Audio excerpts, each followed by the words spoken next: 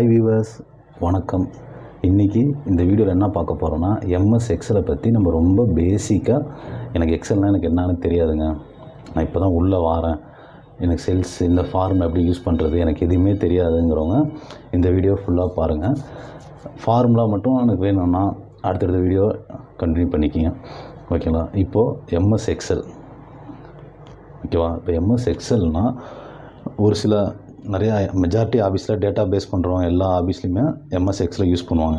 சில இது அவங்க யூஸ் பண்ணுற ஒவ்வொருத்தரும் ஒரு வேரியண்ட்டாக இருந்தாலும் இதில் நம்ம யூஸ் பண்ணுற ஃபார்முலாவும் அதில் வர ஃபங்க்ஷனும் ஒரே மாதிரி தான் இருக்கும். அவங்களுக்கு தேவையான டேட்டா மட்டும்தான் சேஞ்ச் ஆகுமோ தவிர மீதி யூஸ் பண்ணுற ஃபார்முலாஸ் எல்லாமே ஒரே மாதிரி தான் இருக்கும், ஓகேங்களா. இதிலே பார்த்தீங்கன்னா இப்போ நீங்கள் டேட்டாவை சேனலைஸ் பண்ணலாம். சிலது இப்போ ஸ்மால் கால்குலேஷன் எனக்கு இந்தந்த டைப்பில் எனக்கு வேணுங்கிறது அது மாதிரி கொண்டு வரலாம். அதே மாதிரி சேட் பேட்டர்ன் சேட்ஸ் இருக்கும், இதில் பிவோட்டு ஃபார்முலாஸு கவுண்ட்டு மாதிரி நிறையா உள்ள வேரியண்ட் இருக்கும். சரி, ஓகே வாங்க ஃபஸ்ட்டு நம்ம இப்போ எக்ஸல் ஓப்பன் பண்ணலாம். ஸ்டார்ட் கொடுத்துருங்க. ஸ்டார்ட்டில் போயிட்டு மைக்ரோசாஃப்ட் எக்ஸல் இருக்கும், அதை ஓப்பன் பண்ணிட்டு அது ஃபுல் இதுக்கு இது பண்ணிக்கிங்க. மேக்ஸிமம் கொடுத்துட்டிங்களா. இப்போ மேக்ஸிமம் பார்த்தீங்கன்னா இப்போ நம்ம இந்த இதில் இமேஜ் தெரியுது பார்த்தீங்க, இது எல்லாமே ஒரு ஒர்க் புக்குன்னு சொல்லுவோம். இந்த ஒர்க் புக்குள்ளே பார்த்தீங்கன்னா ஷீட்ஸ் இருக்கும். ஒரு ஷீட் 1 ஷீட் 2 ஷீட் 3 உங்களுக்கு எவ்வளோ வேணுமோ நீங்கள் பாட்டு எக்ஸ்டெண்ட் பண்ணிக்கலாம். நான் இப்போ ஒரே ஒர்க் புக்கில் வேறு ஷீட் நான் யூஸ் பண்ணோம் அப்படின்னா இது எல்லாமே நீங்கள் யூஸ் பண்ணிக்கலாம். இது மாதிரி உங்களுக்கு என்ன எக்ஸ்டெண்ட் பண்ணிக்கலாம், எவ்வளோ வேணுமோ அதை எக்ஸ்டெண்ட் பண்ணிக்கலாம். இது ஒன்றுங்களா. இப்போ அதே மாதிரி மேலே பார்த்தீங்கன்னா இப்போ ஃபைல்னால் பார்த்திங்கன்னா உள்ளே நம்ம சேவ் பண்ணுறது அது மாதிரி எடிட்டிங் உள்ளே கொடுக்குற ஆப்ஷன்ஸ் தான் இருக்கும். இப்போ home, insert, page, layout, formula, data, review, views இதெல்லாமே இருக்கும், ஓகேங்களா. இப்போ என்னன்னா நம்மளோட காலம்ஸ் இதெல்லாமே நம்ம காலம் சொல்லுவோம். இந்த இதில் வர காலம்லாம் பார்த்திங்கன்னா நியூமெரிக்கல் அந்த ஆர்டரில் வரும். காலம்ஸ்லாம் பார்த்திங்கன்னா காலம்லாம் பார்த்திங்கன்னா ஆல்ஃபபெட்டிக் ஆர்டரில் வரும். ரோலாம் பார்த்திங்கன்னா நியூமெரிக்கல் ஆர்டரில் வரும், ஓகேங்களா. இப்போ என்னென்னா சரி ஓகே, இப்போ நாங்கள் காலம்னால் இப்போ ஏபிசிடி தான் வருது அப்படின்னா எனக்கு செட்டோட முடிஞ்சிருமா அப்படின்னா அதான் கிடையாது. இப்போ பாருங்கள் WXYZன்னு இருக்கா. அதுக்கப்புறம் பார்த்திங்கன்னா திரும்பவும் AA AB AC அப்படின்னு சொல்லி நம்மளுக்கு XFT வரைக்கும் கண்டினியூ ஆகும். இந்த ஒரு இதை நம்ம என்னென்னா செல்லுன்னு சொல்லுவோம். இதோட ஓவரால் கவுண்ட்டு பார்த்திங்கன்னா 16,384 இருக்கும். இது காலம். இதே பார்த்திங்கன்னா ரோவில் பார்த்திங்கன்னா எது வரைக்கும் உங்களுக்கு செல்ஸ் இருக்கும் பாருங்கள்.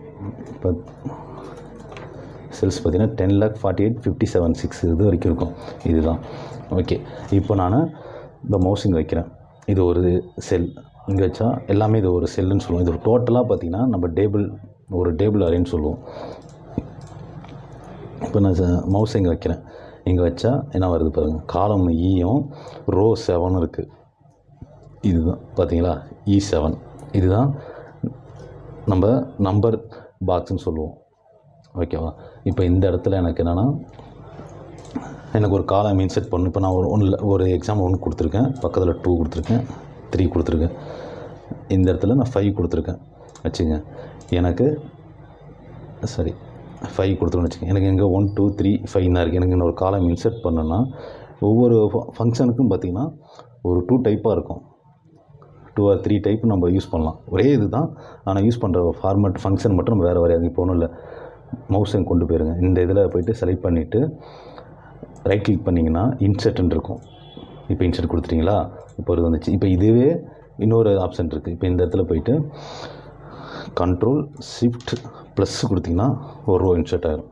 இதுதான் இப்போ நான் இந்த இடத்துல ஃபில் பண்ணிட்டேன், ஃபைன் ஃபில் பண்ணிட்டேன். அதே மாதிரி எனக்கு என்னென்னா ஓகே, நான் இந்த பாக்ஸு ஃபுல்லாக இதே மாதிரி ஃபார்ம் ஆகும். எனக்கு இப்போ காலமில் ஒரு இது இன்சர்ட் பண்ணியாச்சு. இப்போ ரோவில் ஒரு ரோ இன்சர்ட் பண்ணுறோம் அப்படின்னா இப்போ அதே மாதிரி இங்கே எப்படி மவுஸ் வச்சிங்களோ அதே மாதிரி இங்கே மவுஸ் வச்சு ரைட் கிளிக் பண்ணிவிட்டு இன்சர்ட் கொடுங்க. இன்சர்ட் கொடுத்திங்கன்னா ஒரு காலம் வந்துடும். இல்லை நான் மவுஸ் யூஸ் பண்ணாமல் ஷார்ட்கட் யூஸ் பண்ணுறேன் அப்படின்னா Ctrl+Shift இங்கேயும் அது Ctrl+Shift+ கொடுத்திங்கன்னா உங்களுக்கு ஒரு காலம் இன்சர்ட் ஆகிரும், ஓகேவா. இப்போ இந்த இடத்துல நான் சரி ஓகே, நான் இது பார்த்துட்டேன். இப்போ அடுத்தது நான் ஒரு லெட்டர் டைப் பண்ணுறேன். My channel. இப்போ நான் ஒரு லெட்டர் டைப் பண்ணியிருக்கேன். என்னென்னா வெல்கம் டு மை சேனல்னு டைப் பண்ணியிருக்கேன். ஓகேங்களா? இப்போ நான் கர்சர்ன்ட்டு பக்கத்தில் ஏதோ ஒன்று டைப் பண்ணுறேன். இப்போ பாருங்கள், நான் டைப் பண்ணது ஒரு செல்லில் இருக்குது. இங்கே மேலே பார்த்தீங்கன்னா தெரியும், வெல்கம் டு மை சேனல் நான் டைப் பண்ணியிருக்கிறேன். ஆனால் இங்கே நம்ம பார்க்குறப்ப இதோட பேக்ரவுண்டில் அது மறைஞ்சிக்கிச்சு, பக்கத்து செல்லோட பேக்ரவுண்டில் மறைஞ்சிச்சு. இது என்னென்னா, எனக்கு காலமாக எக்ஸ்டெண்ட் பண்ணுன்னா இந்த காலம்ங்கிற இங்கே மவுஸை வச்சு ட்ராக் பண்ணிங்கன்னா ட்ராக் ஆகிரும். இல்லை எனக்கு ரோவில் தான் எனக்கு காலம் எக்ஸ்டெண்ட் பண்ணோம் அப்படின்னா இதை இது பண்ணிவிட்டு ஃபுல்லாக கொடுத்துட்டு இந்த இடத்துல வச்சுட்டு ரேப் டெக்ஸ்ட் கொடுத்தீங்கன்னா இது மாதிரி வந்துடும். இல்லை எனக்கு இது மாதிரி வேணாம், என்னென்னா எனக்கு எந்த பக்கத்தில் எந்த செல்லும் மூவ் ஆகக்கூடாது, ஆனால் இது மட்டும் எனக்கு ஃபுல் வியூ தெரியணும் அப்படின்னா ஒன்றும் இல்லை. இப்போ இது வரைக்கும் இருக்குன்னு பாருங்கள், 1 2 3 செல் வரைக்கும் இந்த லெட்டர் இருக்குது. கொடுத்துட்டு இதை செலக்ட் பண்ணிவிட்டு மேலே பார்த்தீங்கன்னா மெர்ஜ் அண்டு சென்டர்ன்னு இருக்கும். இப்போ கொடுத்துருங்க. இப்போ இதிலே பார்த்தீங்கன்னா நான் இந்த லெட்டர் நான் போல்ட் கொடுக்கலாம், இல்லை நான் அதோட சைஸ் நான் கொஞ்சம் இன்க்ரீஸ் பண்ணுறேன் அப்படின்னா அது இன்க்ரீஸ் பண்ணலாம். ஓகேங்களா?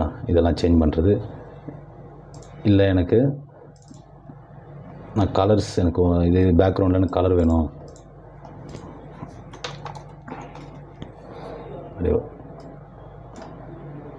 எனக்கு இதில் பேக்ரவுண்டில் எனக்கு கலர் வேணும் அப்படின்னா கலர் கொடுக்கணும். இல்லை நான் இந்த லெட்டர் கலர் சேஞ்ச் பண்ணுறேன் அப்படின்னா இது மாதிரி சேஞ்ச் பண்ணலாம்.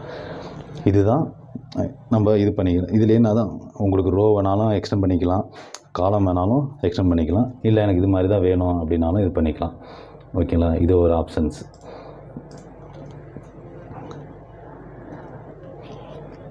இப்போ நான் ஒரு இடத்துல ஒரு ஃபங்க்ஷனை யூஸ் பண்ணிட்டேன். இப்போ இந்த ஃபங்க்ஷனை யூஸ் பண்ணியிருக்கிறேன். எனக்கு இதே மாதிரி நீங்கள் கீழே வரணும் அப்படின்னா நீங்கள் இதை காப்பி பண்ணி கீழேயும் கொடுக்கலாம். அப்படி இல்லைன்னா இங்கே மவுஸ் வச்சுட்டு இங்கே இருக்குது பாருங்கள், ஃபார்மட் பெயிண்டர், அந்த பெயிண்டை கொடுத்தா அந்த இதோட ஃபார்மட் மட்டும் வரும். பார்த்திங்கன்னா அந்த லெட்டர் அந்த உள்ளே இருக்குன்னா நம்பர்ஸ் கொடுக்குறீங்க வராது. இதோட அந்த ஃபார்மட் பெயிண்டரில் யூஸ் பண்ணிங்கன்னா லாஸ்ட்டாக என்ன ஃபங்க்ஷன் யூஸ் பண்ணிங்களோ அது இங்கே வரும். ஓகேங்களா? இப்போ இதிலே பார்த்தீங்கன்னா கண்டிஷன் ஃபார்மட் இருக்குது, சில டேபிளுக்கு யூஸ் பண்ணுறது. இதில் இப்போ நான் எனக்கு இது வேணாம் அப்படின்னா Ctrl- கொடுத்தா இது டெலீட் ஆகிடும். இல்லை நான் மவுஸ் யூஸ் பண்ணுறேன் அப்படின்னா இது செலக்ட் பண்ணிவிட்டு இந்த இதில் ரைட் கிளிக் பண்ணிங்கன்னா டெலீட் கொடுக்கலாம். ஓகேங்களா? இப்போ இது பேசிக்காக நம்ம இது மாதிரி ஒர்க் அவுட் பண்ணுறேன். இல்லை இதில் அடுத்தது நான் ஃபார்முலா யூஸ் பண்ணணும் அப்படின்னா என்றைக்குமே நீங்கள் ஒரு நல்லா ஞாபகம் வச்சுங்க, ஒரு ஃபார்முலா யூஸ் பண்ணுறப்போ ஃபஸ்ட்டு ஈக்குவல் கொடுங்க. ஈக்குவல் கொடுத்தா தான் அடுத்த ஃபார்முலாலாம் எடுக்க முடியும். இப்போ நார்மலாக நான் எதுவுமே கொடுக்காம லுக்கப் அப்படின்னு கொடுத்தாலும் வராது, செலக்ட் ஆகாது, ஃபார்ம் எடுத்துக்காது. இஃப் கண்டிஷன் அப்படின்னு கொடுத்தாலும் எடுத்துக்காது. அதுக்கு முன்னாடி நீங்கள் பேசிக்காக ஒரு ஃபார்முலா யூஸ் பண்ணுறப்ப லுக்கப் அப்படின்னா அப்போ தான் அந்த ஃபார்முலா எடுத்துக்கும். அதோட நீங்கள் எந்த டேட்டாவில் போய் வேல்யூ கொடுக்குறீங்களோ அது மாதிரி வரும். இது எல்லா ஃபார்முலாவுக்கும் இதுதான் ஈக்குவல் கொடுக்கணும். இதுதான் பேசிக்கான ஒரு ஃபங்க்ஷன்.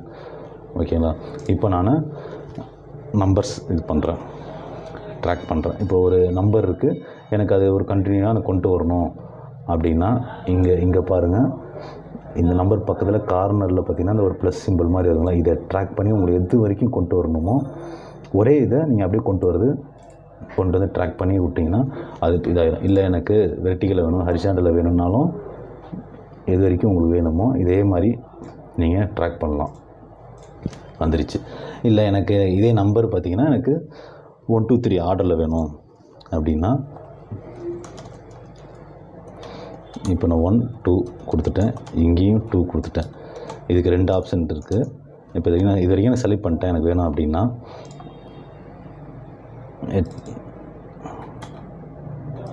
செலக்ட் பண்ணிட்டு கொடுத்தீங்கன்னா 1 2 3 4 5 வந்துச்சா. அதே இல்லை நான் ஷார்ட்கட் யூஸ் பண்ண போகிறேன் அப்படின்னா இதுவும் மேலே இருந்து Ctrl-Shift டவுன் கொடுத்து உங்களுக்கு எது வரைக்கும் வேணுமோ செலக்ட் பண்ணிக்க. Alt-E-I-S கொடுத்தீங்கன்னா இதெல்லாம் ஷார்ட்கட்ஸ். நம்ம ஷார்ட்கட் கொடுத்தா தான் நம்ம யூஸ் பண்ணுறோன்னா கொஞ்சம் இதாக இருக்கும். கொடுத்தாச்சு. இப்போ அதே மாதிரி இதுக்கும் மாற்றலாம். இல்லை எனக்கு நம்பர்ஸ் தான் எனக்கு வேணும், ஆர்டர் வைஸ் வேணும்னா நியூமெரிக் வந்துச்சுக்கலாம், நம்பர்ஸ் வந்துச்சு.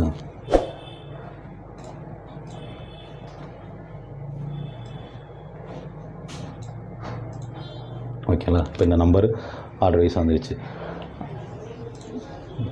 இதுதான் தென்